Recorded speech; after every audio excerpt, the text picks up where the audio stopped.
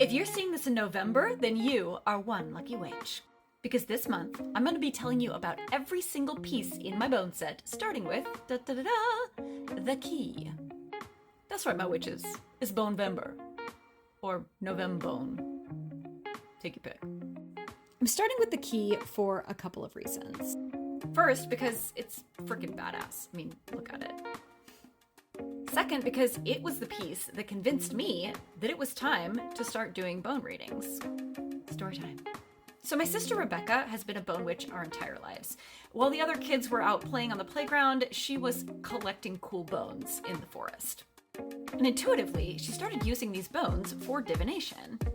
But it wasn't until she lived in North Carolina that she realized that there was a whole Appalachian tradition of bone reading, and that tradition actually goes back as far as history can record all around the world.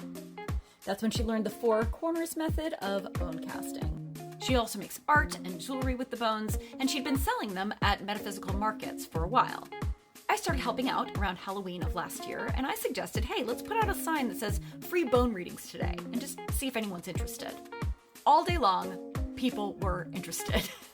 That day I was mostly just watching, but I kept getting these intuitive hits, and I had this really strong feeling that the doer deck that we had created could be used to help supplement this. So at the end, I started adding a card reading in addition. That gave our querents something a little more prescriptive and specific to carry forward. Well, this was so successful that at the next market, people were asking us to read the bones. So we did. And then my sister got a migraine. Not too surprising, happens a lot. And so I told her, hey, just go lie down, I'll take over here.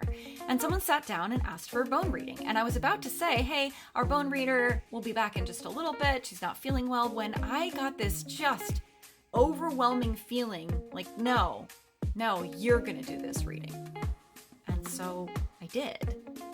And y'all, giving that man that reading, it just lit me up from the inside in a way that I still have trouble articulating.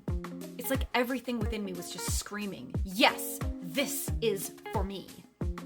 And when I got home, I found this sitting on my desk. Just like that, out of nowhere, apropos of nothing.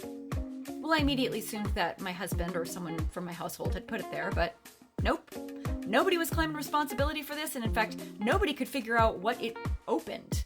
It didn't seem to fit any of the locks that we actually have in our home. And that's when I knew that this wasn't just a key. This was the key. My key. The very first piece in my own bone set. Now, the key is one of the most literal pieces in the set. A key is an opportunity that opens up a new level of you. And that's exactly what this key has been for me.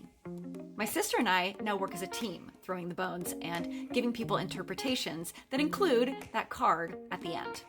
That's kind of our secret sauce. Nobody else does it quite the way that we do it. The key is also the symbol of Hecate, goddess of magic. So accepting it was also an initiation of sorts, and it has indeed leveled me up personally and professionally and spiritually and in all of the ways.